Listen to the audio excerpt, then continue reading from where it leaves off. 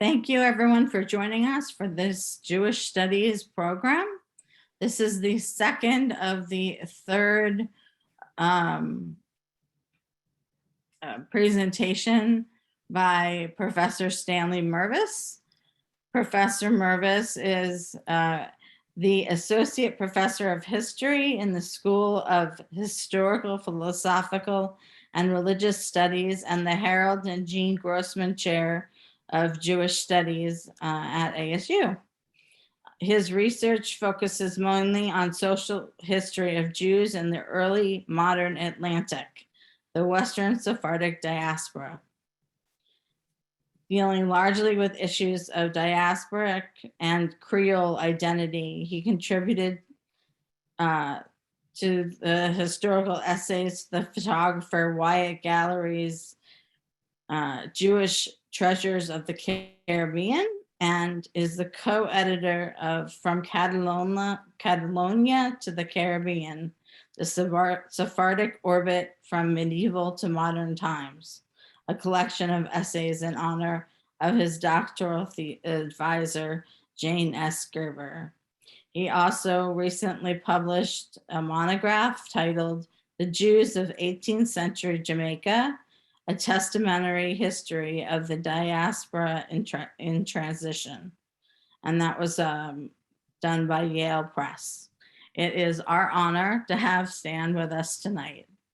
And what you have in front of you, and I will take down momentarily, is a listing of 3 upcoming programs that whoops, sorry about that. 3 upcoming programs that we have happening starting next week on early Judaism and early Christianity, ancient Judaism and early Christianity.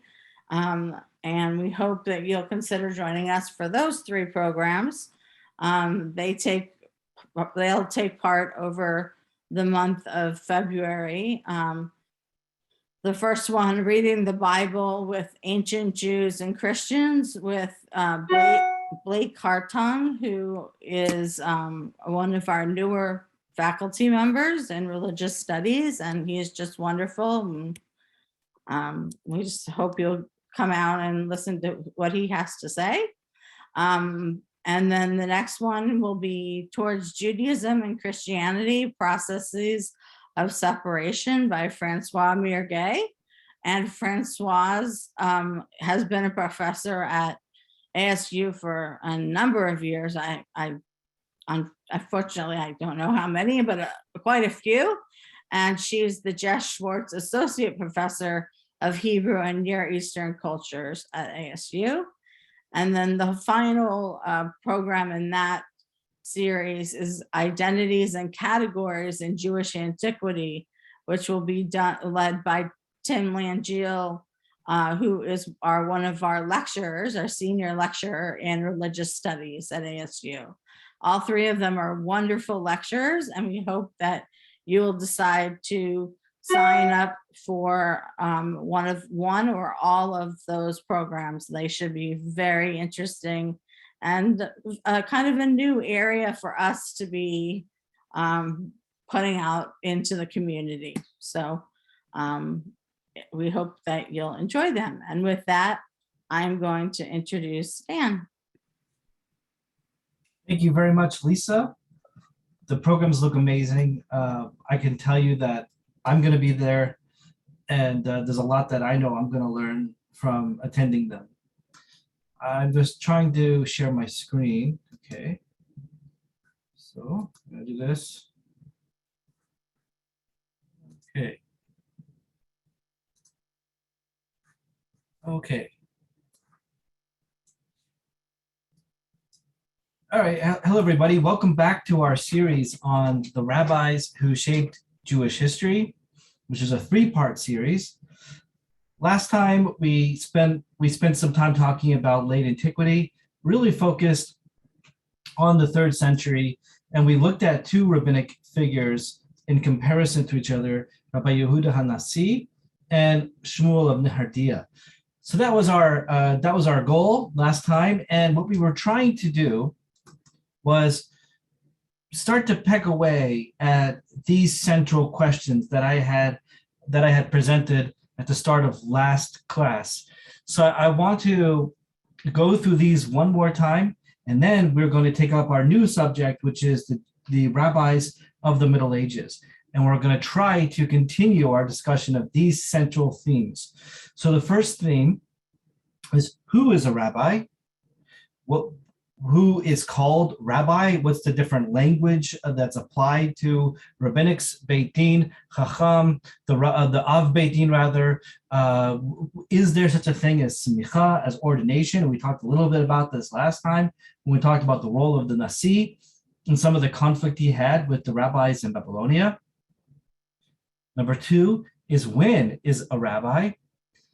So definitely it's after the temple. Whatever is rabbinic Judaism is post-temple Judaism. As I said before, I think it's fair to say that all denominations of Judaism today are rabbinic Jews. There is no more sacrificial cult. But how does this change over time? And that's the question that we really begin to answer today, since we have established the 3rd century and the Talmudic rabbis last time. Number 3 is a term that's thrown around a lot, which is rabbinic authority. What is rabbinic authority? Is there such a thing as rabbinic authority? Political and communal activity. Does it require institutionalization? I think last time we defined, and we can agree or disagree on this point, but I think our conclusion, or my conclusion, was that that rabbinic authority relied heavily on outside political authority, relied on Yehuda HaNasi's relationship with the Roman emperor, or in Babylonia, Shmuel of Neredia's relationship with the Sasanian Shah. So this is what the roots of rabbinic authority were for the early Amoraim, or the late Tanaim, the generation of rabbis of the Talmudic age. And what is rabbinic culture? So some things that we threw out were Hebrew language. Is Hebrew language essential for there to be rabbinic culture? The Talmud, the idea of fixity of the Talmud, which will be a central theme in the Middle Ages. The writing of law codes, commentaries, parshanut, responsa, sheilot utshuvot, and preaching, as we'll see, especially later on, and as we approach modernity next time, when we talk about early modernity, we'll start to see preaching becoming a much more central objective or practice of rabbis. So these are some of the main questions that we have. And just to remind everybody, the reason that I really wanted to do this series is because I'm writing a book right now about rabbinic culture in the Atlantic world in the 18th century. So I was hoping that I can workshop some of these things with a wide audience and hear your thoughts about it to help improve my own. And so in order to really write about rabbis, I wanted to have a definition of who is a rabbi, what is rabbinic culture, is there such a thing as rabbinic authority? So that's why I wanted to do this. And thank you very much for coming along with the ride, with me, for the ride with me, is how you say that. So this is how you do this is what we were talking about last time in the Talmudic age, in the 3rd century. And here we begin this class, the rabbis of the Middle Ages. So to begin with, let's talk about the class of rabbis that really defined the early Middle Ages, the Gaonim, which is taken from a biblical phrase, the Reish Metifta, Gaon Yaakov, the pride of Jacob. They call themselves that. So they consider themselves the successors of the rabbis of the Talmud, the Amoraim, and they are really confined almost exclusively to Babylonia, to Iraq. And they are the successors to the authors of the Talmud in the universities that are around the Euphrates River, Fallujah, which is Pampatita, and city of Sura. Now, the names stay, but the actual locations of the universities are going to change when Islam emerges into the former Sasanian world. So the Sasanians and the Byzantines were locked in epic struggle during the late 6th century. And when Islam emerges on the stage, they find the Sasanian Empire, which included modern day Iraq and Syria, parts of Iran, were very much weakened, as were the Byzantines that were mostly anchored to Anatolia, had been weakened by almost a century of warfare. So they found weakened empires, and it allowed for a power vacuum whereby Islam could really emerge strongly in Babylonia in Iraq. And in 750, the Abbasids overthrew the Umayyads, who were situated in Damascus, and they moved their capital towards the east in Baghdad. And several years afterwards, the academies of Pumbedita and Sura relocated to Baghdad. So then they're situated in the heart and the intellectual capital, really, of the Islamic world under the Abbasids. Under the Abbasids, Baghdad turns into the great cultural epicenter of not just the Islamic world, but maybe the entire world. The Bait al-Hikmah, the great works of astronomy, mathematics, and music, and you name it, poetry, are coming out of the academies in Baghdad. And so the Jews kind of connect themselves to this fortune and establish the academies of Pumbedita and Sura there in Baghdad. Now, the heads of these academies come to be called the Gaonim. Now, remember, they're still an exilarch. They're still a descendant of the Davidic dynasty, who's a political ruler of the Jews, a political intermediary between the Jews and the caliphate in Baghdad. There's going to be a little bit of a power struggle between the Gaonim and the exilarchate. But it's important to realize that the heads of the academies of Pumbedita and Sura, just like the exilarch himself, requires there to be a veto of an approval, a final approval of the caliph. So still there is this idea of rabbinic authority being connected to some extent to temporal authority. Now, the way that the Gaonim operate is through Shelot Chuvot, responsa literature. So they'll receive a question from the diaspora, from Spain or from Kairouan in Tunisia or from anywhere. Anywhere in North Africa, the Jewish world, and then they will respond to that, and in their response establish legal principles based on the readings of the Talmud. Now, the Talmud is a very new text at this point. It's only circulating in manuscripts, obviously, and not every community has access to these manuscripts. So the Gaonim take it upon themselves to assert the fixity of the Talmud, to ensure that the Talmud would become the essential text of the Jewish people. Now, this is a debate among Jewish historians. At what point does the Talmud really become the defining text of Jewish life? And there's been some more recent arguments that it takes much longer than we used to think, maybe into the high Middle Ages, before parts of Ashkenaz and other parts of more marginal parts of the Jewish world, marginal compared to Baghdad, that is to say, really attach themselves onto the Talmud as a fixed text. That's really the essential goal of doing that. This is really very well articulated in a very famous letter from Sharira Gaon, one of the heads of the academy. And the famous, I'm not going to read the whole thing, but the famous Ageret Sharira Gaon, the letter of Sharira Gaon sent to Kairouan, which basically gives the lineage of the oral law. It came from God to Moses to Joshua, on to the men of great assembly, and onwards to the great academies in Palestine, and then on to us in Babylonia. And that really establishes themselves as the successors of the Mishnaic rabbis, and it promotes the legitimacy of the rabbinic tradition as defined by and arbitrated by the Gaonim in Baghdad. But it's not just the fixity of the Talmud. You start to see liturgy coming into existence, formalized under the Gaonim.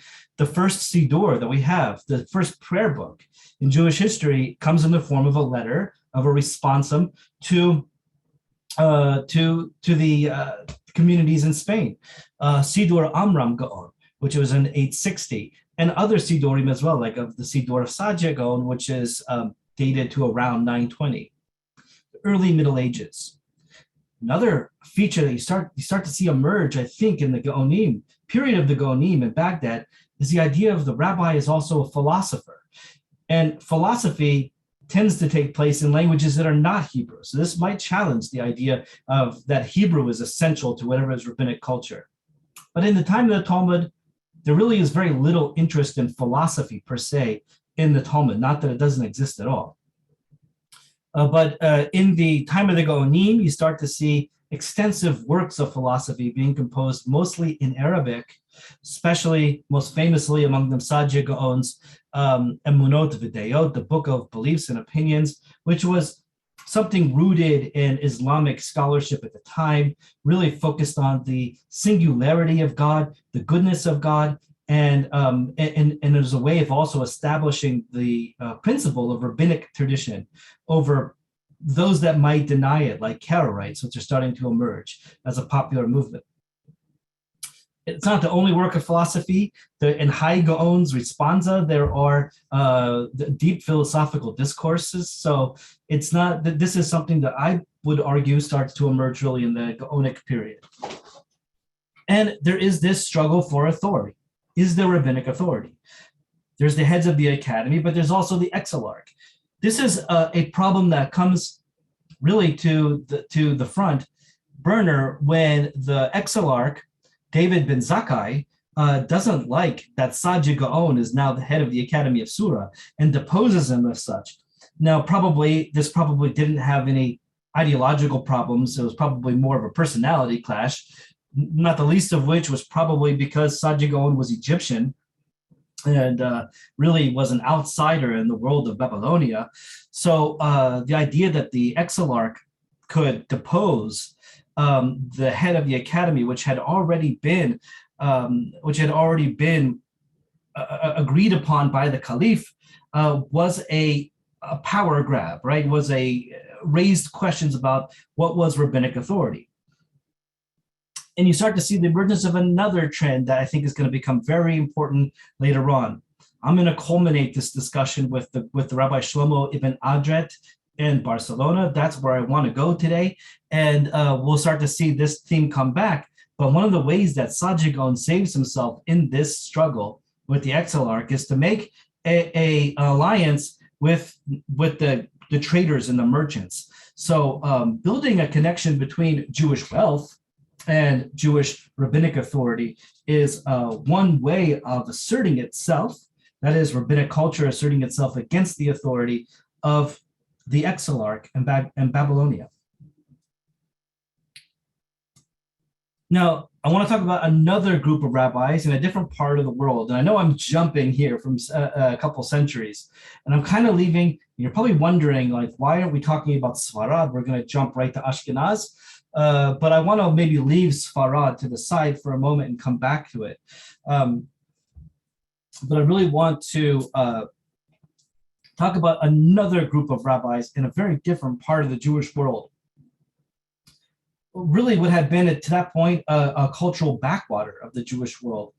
That is Ashkenaz, the land of the Rhineland that Jews call Ashkenaz, which was almost completely eradicated during the First Crusade in 1096, when there was large-scale martyrdom in the face of popular hostility against the Jews, not exactly connected to a professional crusade, but connected to a popular crusade, when the cities of Mainz, Speyer, and Worms were destroyed by mobs.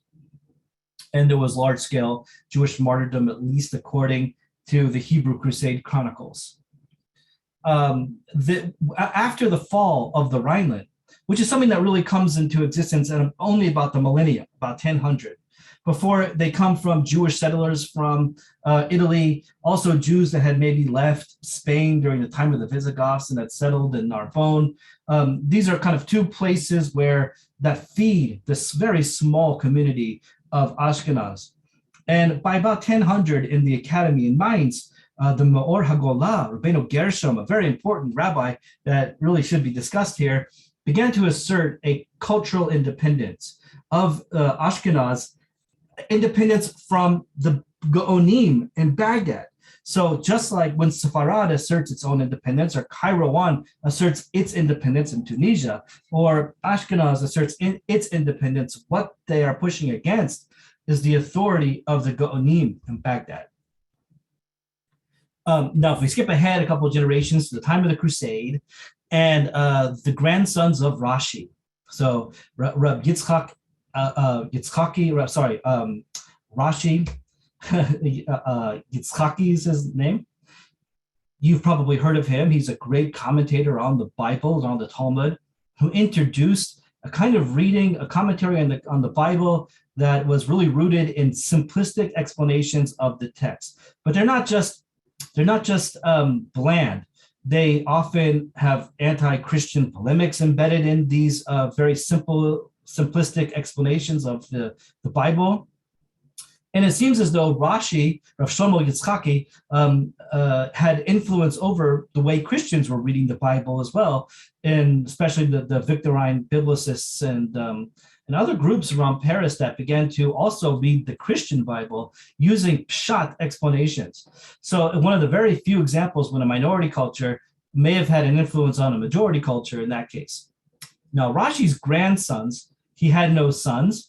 He had a daughter who married a man called Meir, and the three sons end up becoming a generation of rabbis known as the Tosafists. But the Tosafist is also a term that encompasses several generations of rabbis operating in northern France and in the Rhineland.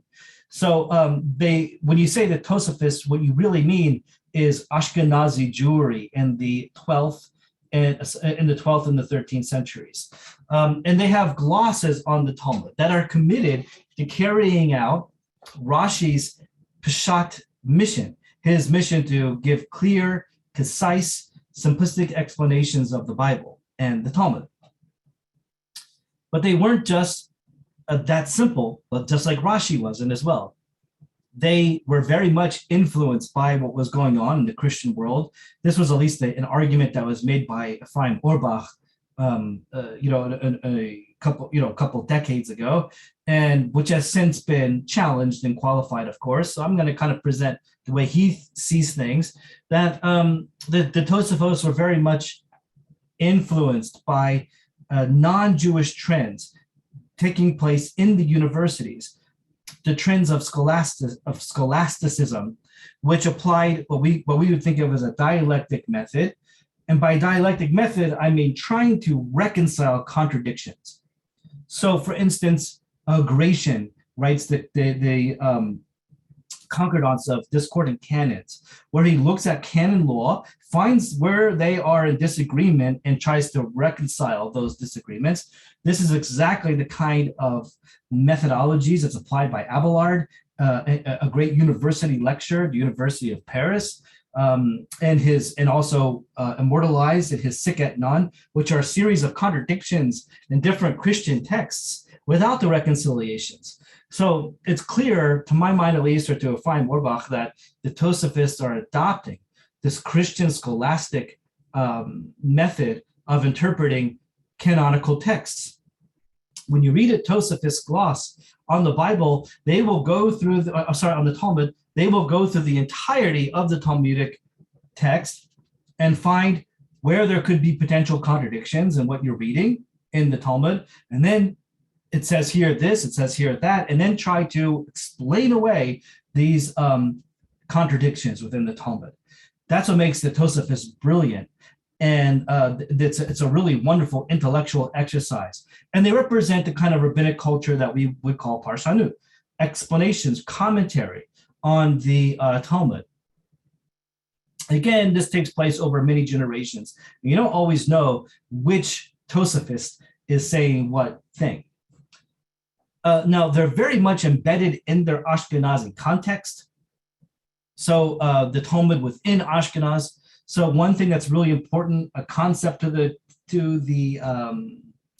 Tosafists that's sort of absent from the Spanish world, is the idea of a kehila kadosha, the idea that a community has sort of legal autonomy of its own and a legal legitimacy to establish its own precedents independent of the Talmud.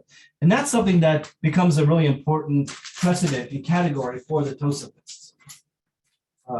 I devised a way to get this light back on, but it's not quite working. Hold on. There we go. Sorry about that. I'm gonna send the letter to Michael Crow about the lights here at ASU. Okay. So well, hope everyone got a good laugh watching me, like, get the lights back on. So another place wherein they start to read their Ashkenazi context into the Talmud is in certain things like the importance of martyrdom. So going back to that First Crusade in 1096, when Jews accepted large-scale martyrdom, at least according to the three Crusade chronicles in Hebrew,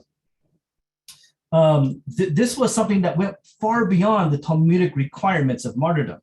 The Talmud, at the very least, requires that you, if in a category when you would martyr yourself, you only martyr yourself passively, extend your neck and allow yourself to be killed. And even then, that's only in certain conditions with three different kinds of sins. And according to one opinion in the Talmud, only if it's in public.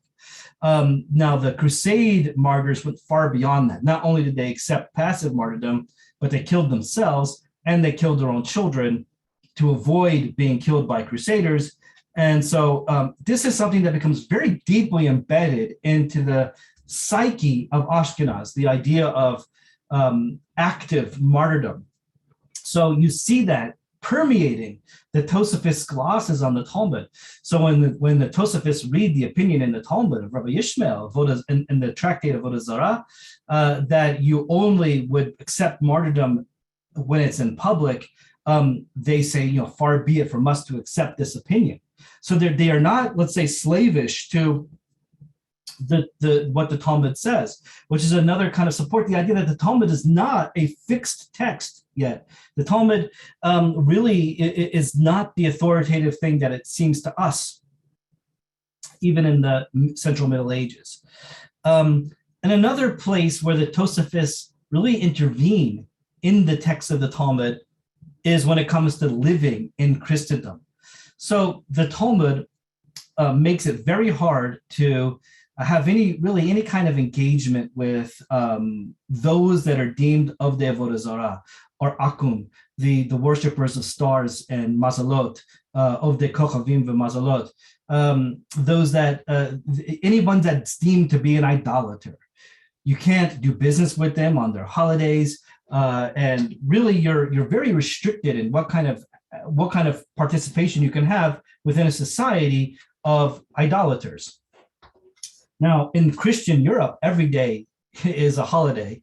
Every day is another saint's day. And it's practically impossible to conduct business if you are so restricted. So you start to see the Tosafists softening this a little bit. You see, for instance, the institution or the introduction of the idea of shituf, which is a kind of binding, which means that, look, God and Christ are bound together in the same kind of substance. They're really, they understand Christian theology, and therefore they don't really fall completely under the category of idolaters if what they are worshiping is an approximation in some way of one God, the same God of Israel. So that's a kind of category that allows them some leeway to do business with Christians on their holidays. Now, this is taken much further by a very late Tosafist, the Meiri, Menachem Meiri in Provence, who's going to introduce a completely new category, Umot Gederot, the nations that are on the fence, so to speak, which would include Christians. So by changing the category entirely, then they no longer fit the restrictions that apply to idolaters as defined in the Bible at all, really allowing you to have relatively easy relationships with Christians in which you live, which Jews do, of course. There's been a lot of literature, Jews living in Christendom in Central Europe or Northern France and the Rhineland are very well integrated into the general Christian society in which they live. So, in this sense, you might even see the Tosafists as being reformers in some ways, and they wouldn't like to hear that in the yeshiva. But there might be some truth to this. You see in some ways that the Tosafists take lenient opinions in places where the Talmud is more stringent. So for instance, they use a phrase, they will not listen and they will not believe when they talk about applying laws that most Jews don't want to accept, like preventing women from wearing jewelry on Sabbath because of the fear that they might take it off and show people. And the Tosafists say, look, women, all of our women are honorable women. They don't do that. And they're not going to listen or believe if you tell them to do it anyway. So let them wear jewelry on the Sabbath. So the Tosafists are very engaged in the Talmud and reconciling the Talmud, not only with its own internal contradictions, but making it something that's applicable to life under Christendom. Okay, I'm going to go through this quickly because one of the central rabbinic missions of the Middle Ages is the beginning of legal codification. So the Talmud, as you know, anyone who's read the Talmud knows that it's preserved in a kind of orality. It does not give you the final opinions on any one matter. It gives you a series of discussions. This rabbi says that, this rabbi says that, this rabbi says this. In this case, we go by the majority opinion, or sometimes you don't have even that kind of reconciliation. So the Talmud is not an effective guidebook for how to live as a Jew. If you want to just simply keep the laws, it's a very complex maneuvering that you would have to do if you were to, so to speak, paskin from the Talmud, if you were to have to derive the principle of Jewish law from the Talmud. So this begins a rabbinic mission to codify Jewish law separated from the Talmud itself. I believe that the first real effort at codification comes from Morocco, comes from Yitzhak al-Fassi, called the Rif of Yitzhak al-Fassi in his Sefer HaHalachot. And really, this was not that distant from the Talmud itself. It's almost like an edited Talmud. It's preserved in the Aramaic, but what you get are kind of all of the agada, all of the homiletical elements of the Talmud taken out, and you only get the practical laws. So, you're not going to get all the laws about how the Kohanim have to, how the priests have to give sacrifices on Yom Kippur, because that's just not applicable for daily life as a Jew living in the 12th century. So it's kind of an edited Talmud that was meant to serve as a kind of law code. Now, on the heels of this law code comes Maimonides, who is someone that we're not going to talk a whole lot about today because, it's too much to unpack, and I'm sure many of you have already heard of Maimonides. But Maimonides' Mishneh Torah, written sometime around 1178, was this very large, multi-volume codification of Jewish law, written in Hebrew, not in Aramaic. So in other words, in his own words, right? Written thematically, not just based on what tractate they're in, and without citations. So it's just Maimonides is going to tell you, here's the law, do the law this way, in a different language than the Talmud itself is written in. And he writes in the introduction to the Mishneh Torah, a person should study the written Torah first, meaning the 5 books of Moses, and then read this book, the Mishneh Torah, and thereby know the entire oral Torah so that he will not have to read any other book between them. So what book is he leaving out? The Talmud. And so you can imagine this was extremely controversial, especially to the Gaonim, who are still operating in Baghdad, whose whole mission in life is to make the Talmud the fixed text of the Jews. Here comes Maimonides living in Egypt, having escaped from Spain during the Almohad invasion, traveling through North Africa, settling in the court of Saladin, and then saying, oh, by the way, you don't need the Talmud anymore. Just have a Torah and then read my book, and then you'll know how to be a Jew. So this gives birth to one of the first stages of the Maimonidean controversies, which we'll talk more about shortly. Okay, now this effort to codify Jewish law is continued among the Tosafists in Ashkenaz, where they're very conscientious about some of the objections that were raised to Maimonides' attempts to codify Jewish law. So you get a new effort to codify Jewish law by Moshe Mekudsi, let's say for Mitzvot Gadol, written sometime in around 1247, and this was organized by commandment. So you get 248 positive, 365 negative commandments, 613 in total. But he preserves a lot of the Talmudic discussions.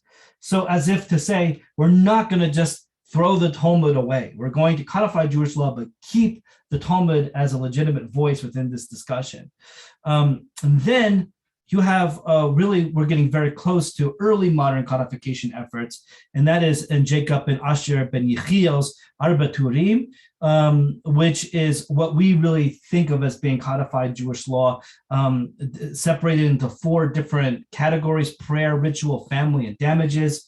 And so a much more accessible, really the most user-friendly codification of Jewish law until the 1570s, when there'll be new efforts married with messianic attempts coming from Sfat.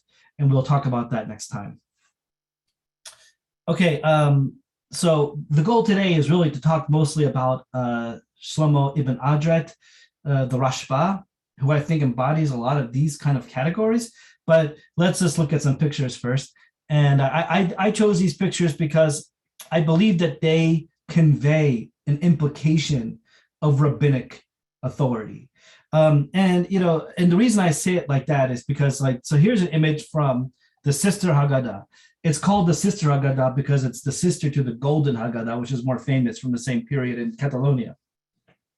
And but you have this image here of a male figure who is really standing apart in a leadership role from the rest of the community. Now, there is an inscription on this image, and it's called the Baal Bayit, referred to as the Baal Bayit during the Passover Seder. So this is supposed to be representing a Passover Seder, and you have the head of the household who is reading the Seder, but it looks like this is a public event, and to my mind, this image conveys the idea of institutionalized rabbinic leadership, as does this one. You can see it's much colder in Germany because his cheeks are much more red. That's an historical fact, okay? And he's reciting the Torah here in the Coburg Pentateuch from Germany in 1390. So around the same time, but again, you get this sense of a male figure that's standing apart from the community in sort of a public sphere because of the towers, who is performing a ritual function. Okay, so we're going to get to Shlomo ibn Adret very soon, to the Rashba, as I've promised. But first, let's just take a moment to get a little bit of historical context when we're talking as we move into the 13th century, and especially in the borderlands between northern Spain, which is Catalonia, which is part of Aragon, the Kingdom of Aragon, and southern France, which is Provence or Languedoc. And so this border is extremely porous. It's extremely complicated to often figure out what are the different spheres of authority between Provence and northern Spain. And really, they share many rabbinic figures and ideologies and controversies in common. So let's just try to get some historical context for moving into what I'm going to call the reactionary 13th century. So what are they reacting against? The 12th century Renaissance. So in the 1100s, this was an age. The 1100s was a time of real progressive intellectual cultural developments. In the 12th century, you start to see the most ubiquitous of these developments was the spread of Aristotelianism, which was popular among Muslims, made popular by Averroes in Spain, and then later he flees to Morocco, like Maimonides during the time of the Almohads. Maimonides in the Jewish world, and Thomas Aquinas a little bit later on in the Christian world. So Aristotelianism, the idea that there are separate spheres between the material realm and the spiritual realm, and that these two things are completely separated. And that's the like the most reductionist essence, let's say, of Aristotelianism, but becomes very popular, which requires you to do a kind of allegorical reading of the Bible, because in an Aristotelian system, God can have no physicality or form. So the Bible has to be read allegorically, which is what Maimonides does.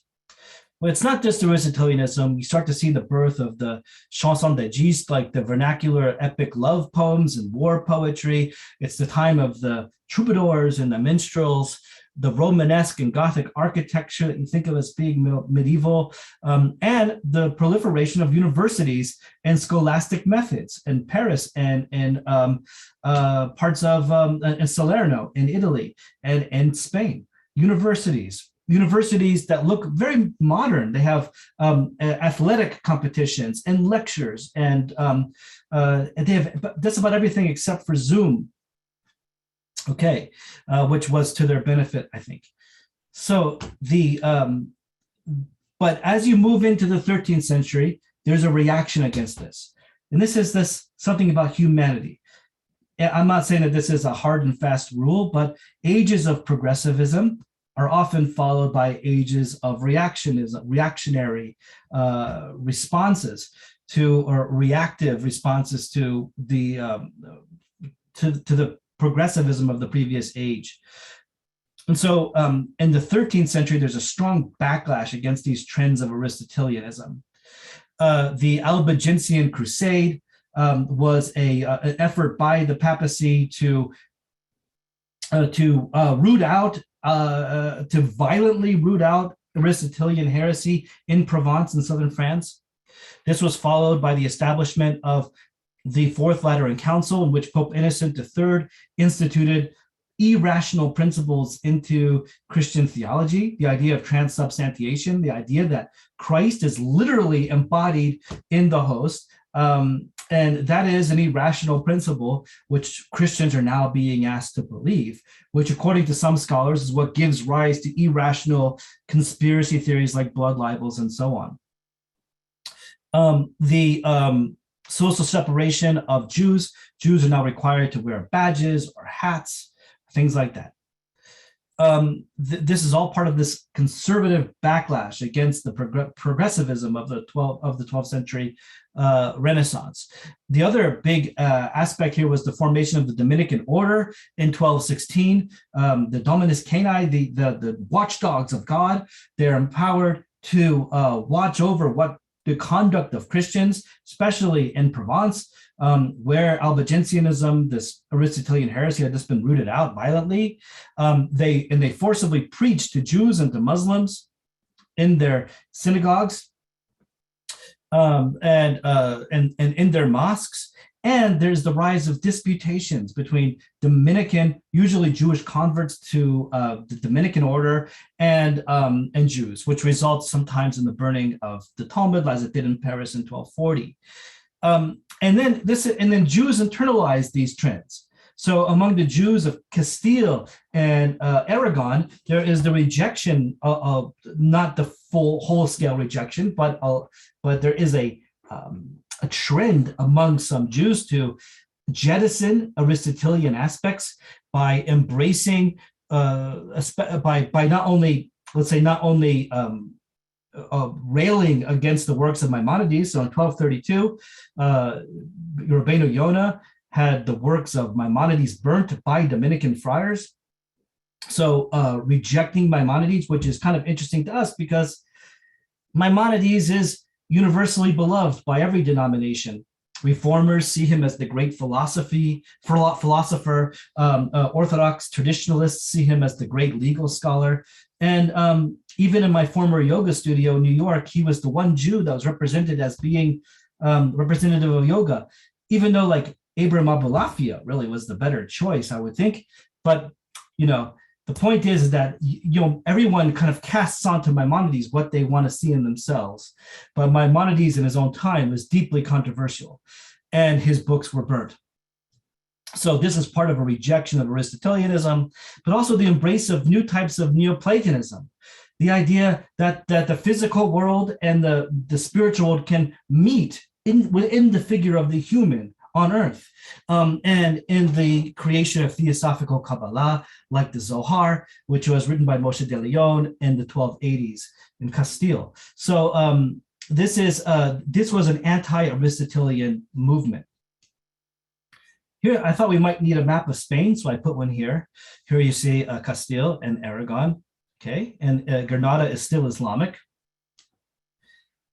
And let's talk about who I believe, and we'll conclude here, is the real representative, I think, of rabbinic authority and rabbinic culture of the Middle Ages. I submit to you as the true model of rabbinic culture, Shlomo ibn Adret, the Rashba. So the Rashba is institutionalized for sure, because he is the head of the greatest Talmudic academy in Europe, possibly the world outside maybe of Baghdad.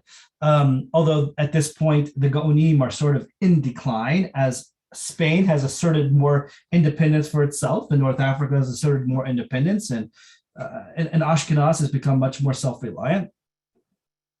But he brings students from German lands to his academy. So there's a very porous boundary between Ashkenaz and Sfarad, especially Christian Sfarad and Christian Ashkenaz. There, he is reported to have manuscripts of the Talmud that had been brought from Babylonia. So he is definitely engaged in studying the Talmud and applying the Talmud to Jewish life. He is involved in Tosafist-style dialectic methods. His commentary on the Talmud, I would bet, is probably the most often studied in Talmudic academies today, apart from Rashi and the Tosafists. When you're reading the Talmud in a yeshiva today, you read Rashi, you read the Tosafists, and then you're going to go to the back and read Rashba. I think is, still to this day, really one of the most important Talmud commentaries. And but he's also a Kabbalist, right? He is a student of Maimonides, who was definitely a Kabbalist and has engaged that trend as well, because he is on the fence, we'll see, about Aristotelianism. This is why we needed to do a little bit of that kind of historical context. Now, he has political authority. He has very frequent consultations with the King of Aragon, who is Jaime II. In this period, he is appointed by Jaime to be the principal appeals judge in different communities. So he's rooted in Barcelona. He lives his whole life in Barcelona, which is the capital city of Aragon, which is Catalonia. It's Catalan, it's not Spanish. And he is put in these positions where he has to overrule local judges because of his great learning. So this is really, if there is such a thing as rabbinic authority, this is it. I would suggest to you. But of course, that ignites the indignation of a lot of people who are being overruled by his mingling in their local disputes. So, for instance, there's a case in Villafranca, which is a city or a township in Aragon, where he's walking down the street and the Jews start throwing stones at him in 1281 because they didn't like that he became involved in the local disputes. He is an intercommunal mediator. He's often put in place by the king to mediate disputes between Jewish communities. So especially when it came to cases when you have some cities, like a very big city in Catalonia, Zaragoza, which was a monarchical city, so managed and run by the monarchy, and a baronial city, so managed and run by a local baron, Pedrola. So there was so the king called up all the taxes if a Jew wanted to migrate from one city to another.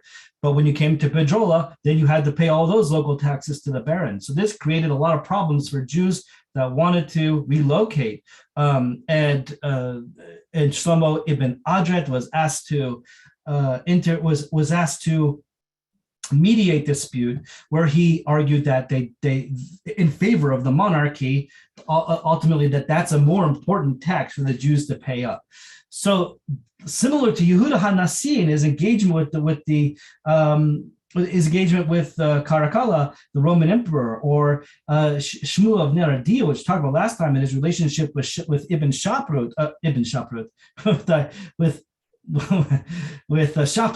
Shapur the first. Ibn Shaprut's a whole different guy from the 10th century. I'm getting all my history mixed up sometimes, but in this connection, there is the consistent application of Dina, the Mahuta Dina. This comes up, for instance, when he sent a letter from Provence in a case where some currency had been debased, and the people wanted to know if they still had to pay their debts and in the old currency.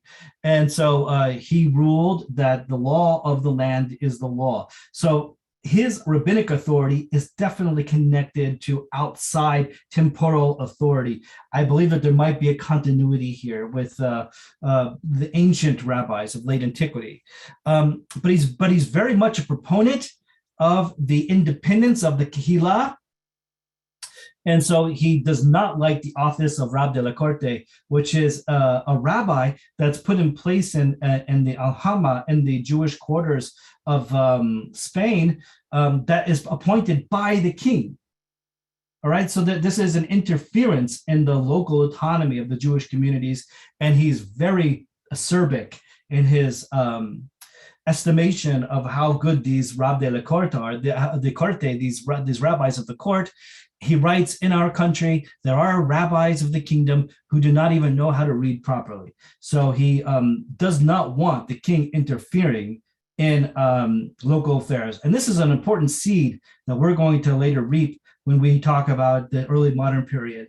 At what point does outside authority interfere into rabbinic and local communal authority? He's a social reformer.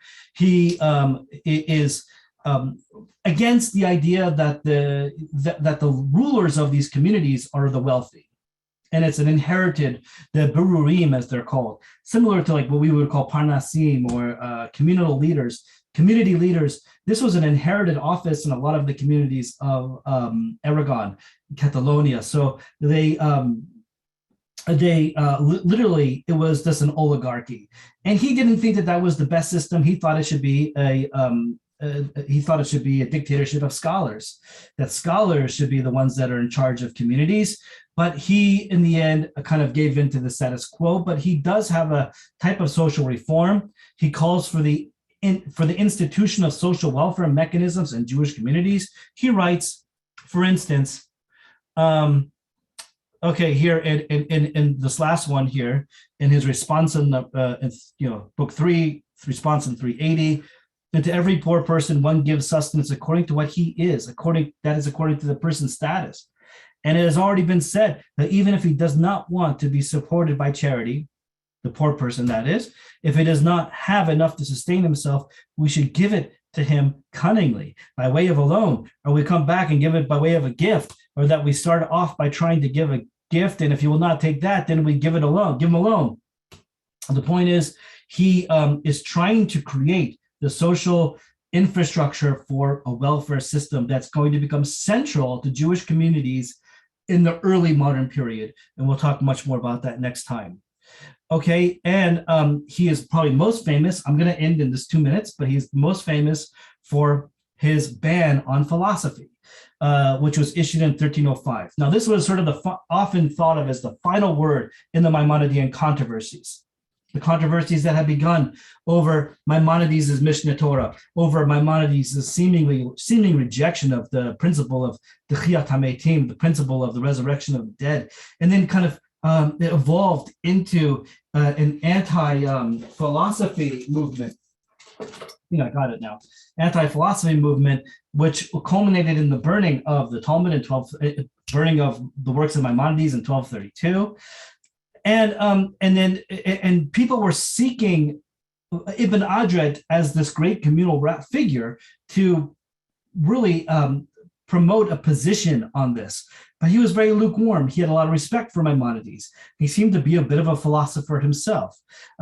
So he was getting pressure from Provence, from Abu Mari, to outright ban the study of Aristotelianism, but then he was getting letters from pro-Maimonideans like Jacob ibn Tibbon saying, no, we need to allow the study of philosophy under Maimonides. And he comes up with a really brilliant compromise solution, which is that he satisfies no camps, which is the best compromise. So he puts a ban on the study of philosophy until the age of 25. So that's kind of like lukewarm already. Except if you want to study medicine, then you're fine. You know, natural sciences and philosophy. So after 25, you're good. Or if you want to study medicine, you're good. Not only that, but he also argues in a later responsa that his ruling only applies to Barcelona and is not applicable to Provence. So he really gives gives them nothing that they wanted, those that were pressuring him to do something. And but more importantly, he puts a full ban. This is something he feels more passionately about, is a ban on allegorical reading of the Bible and dismissal of the adia, which is very important in the context of the disputations that he was living through in Barcelona. So I'm sorry if I rushed a little bit at the end here. I'm going to, we'll take this up next Thursday, when we talk about the rabbis of early modernity. And afterwards, we'll have a banquet and someone's going to bring us some beer to drink. And that's the plan. But we'll be on Zoom, so you'll have to bring your own beer. So thank you all very much for participating in this. And I'm happy to take some time to answer some of your questions. So that's that. Okay, now let's see. There's a Q&A. Yes, right. So we usually have like Havak that usually gets this started off here. But to answer your question, Paula, yes, Kila Kadosha is like a Minhag Makom, exactly like that. That's exactly what I mean. And for the Tosafists and for Ashkenaz, that was a really that was a legitimate legal category that could have precedence over something in the Talmud. What if the Talmud says one thing, but you already do something a different way, like women wearing jewelry on Sabbath in the public sphere, which might not be allowed in the Talmud, but the Tosafist established as being the Minhag HaMakom. So exactly that. So Lori asks, can I show the slide of the map of Spain? Sure. Or I could just describe it too. That's probably not as effective. We're talking about maps. Okay, let's see. There we go. So there's this guy. Okay, so here we go, Lori. It's the map of Spain. I guess we could leave this up if there's any questions. As you can see, here is Barcelona. This is Catalonia and Asturias. Leon, here is parts of the Basque region, and then the Guadalquivir River Valley, whereas Cordova had only recently come under the forces of Christianity. And in the most recent was Valencia, which was brought as part of Aragon under the campaigns of Jaime I in the time of Ibn Adret's teacher, Maimonides. So that is, so what you're seeing in this map here is sort of the eve of the riots of 1391, and the last holdout of Islam being Granada. Okay, so Lori, have I satisfied the map needs? Here, I guess you could. I guess we could unmute our. Oh, there's also a chat. Okay, an anonymous attendee says, "What sources secondary would be best for becoming more familiar with the history that I've presented here?" I'm going to say read my mentor, and not just because he was my mentor and my friend and my boss, but Bob Seltzer's Jews. It's called Jewish People, Jewish Thought. I think that's the best one volume treatment of the social history of Jews together with the intellectual history of Jews. So yeah, I really strongly advocate for that. But there are obviously, yeah. Oh my God. Okay. Okay. I don't want to go off the Zoom by accident. Stop the share. Okay, here we go. Yeah, but there are, I mean, loads of single volume histories of the Jews. Michael Brenner has a short history of the Jews. Yeah, I mean, a history of the Jewish people by Chaim Hillel ben Sasson is a really good one. So yeah, there's lots of options here. Or you can read all 15 volumes of Sela Baron's social religious history of the Jews.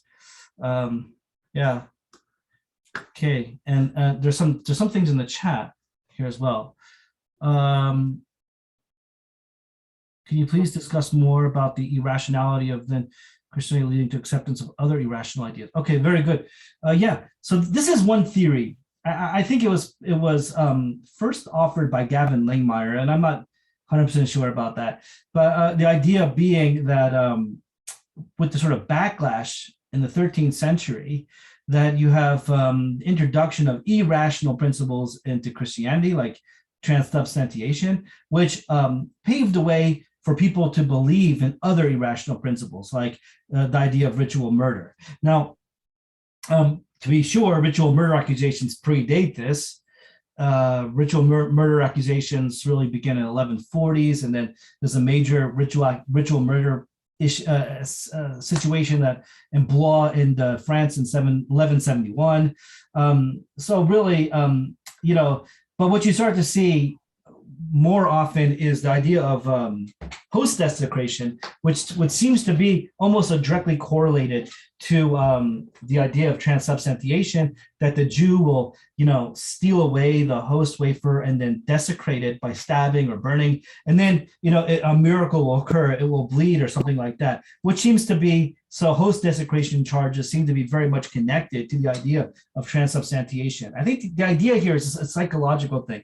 If we're asking people to believe that a wafer is literally the embodiment of Christ, is literally the body of Christ, then it's not such a leap to ask people to believe that when a child goes missing, the Jews stole the child away and then recreated the crucifixion, and then let its blood. You know, and after all, I mean, in the Crusade Chronicles, the Jews do kill their own children. So, you know, and that's from the Jews' own mouth. So, which is something that you saw Yuval points to as well, in the emergence of these kind of accusations. So, yeah, I mean, I guess that's my best answer to that. All right, thank you, David Sfat. Are there any other questions here? This is a much more subdued group than last time. It's either because I explained everything so perfectly that there are no questions, or I've confused everybody so so powerfully that there's nothing to be said. There were a couple people that raised their hand. Oh, okay. Lisa, is it possible for them to unmute themselves? There is. I just don't know if they actually have questions or not. So, Oh, I see attendees who raised their hands. No, there's two hands. Well, no. if people can unmute themselves in this ask. If you have a question, if you have a question and you raised your hand, I am going to put it down, put it back up. That's what we're going to do. Oh, there's one. Oh, that's you. Here we go. No, I think here, someone put in a chat. No, Okay. no, Stephanie, I don't think has. I think we got them all. Okay, well, if that's the case, then thank you all for coming, and I hope that we see each other. Oh, here they come. Whoa. Okay, all I had to say was that we're leaving. Oh, yeah. Oh, Ariel, how do you think Judaism would have developed in the absence of a court rabbi, state-appointed officials? Speculative, but I'd like to know your thoughts. You know, that's a good question. I think that there was always a resistance to the idea of monarchies having a say in rabbinic authority, and this, such as the office as the Rab de la Corte. I think this is a more important issue once we get to modernity, like past what we're going to talk about. After the French Revolution, after emancipation, then in countries where there's a consistory, rabbis will become communal functionaries. So literally, I like state employees like me, and so so I think that is going to deeply affect how people see Judaism. Is it something that is being mandated by the state or being controlled by the state? But in every place Jews live, monarchies or local officials have some say in the formation of Jewish communities. Lori says, I don't see a way to unmute. I don't need to, but just letting you know in case someone has to ask a question. So, okay, that's helpful to know. Okay, and then Rebecca Reese, so I'm very curious about the end of the authority of the Gaonim in Europe. Oh, yeah. That's a great, and that de-emphasized the Talmud as they sought to. That is a really good question. And I'm actually going to suggest that you read Talia Fishman's, I've been referring to this, Talia Fishman's book, Becoming the People of the Talmud, which was a pretty controversial book, actually, when it came out. But the thrust of her argument is that the Talmud was not the fixed text in the Middle Ages that we think it is, and even in Europe at the time of the Hasidic Ashkenaz in the 12th century, there was a lot of resistance to the Talmud. But I would say that the critical feature point at which, and I think by Europe, I think you mean like the Ashkenaz and not Sepharad, but to my mind, the critical point at which Ashkenaz sort of asserts itself as being independent of the Gaonim. And so, like, when I mean independent of the Gaonim, I don't mean not just asking them letters about everything in Jewish life, but I mean also sending them donations. Like in North Africa, people were remitting donations to the academies in Baghdad as a kind of piety, public piety. And but I think with the Ma'ora Gola, when you have Rabbenu Gershom, who comes to Mainz and establishes his own academy and issues his famous takanot about not unilaterally divorcing your wife, a ban on polygamy. So really asserting that Ashkenaz is going to be more consistent with life in Christian Europe, living within a Christian society than an Islamic society, then you start to see a real effort to assert independence from the Gaonim in Baghdad. And that had already happened earlier, I think, in Spain. And in Kairouan, Rabbenu Nisim and Kairouan and Samuel ibn Adret are establishing academies that are meant to really unshackle, from their perspective, Spain or Tunisia from the authority of the Gaonim. There's actually Sefer HaKabbalah, Ibn Dawood, Avram ibn Dawood really writes in the 12th century, writes a kind of history that is that is promoting the idea that Spain is independent from the authority of the Baghdad Gaonim. So I think that somewhere between 1000 and 1150 is when you see really these communities falling away from Baghdad. Of course, Baghdad remains the biggest Jewish city, and Babylonia remains the biggest concentration of Jews in the medieval world.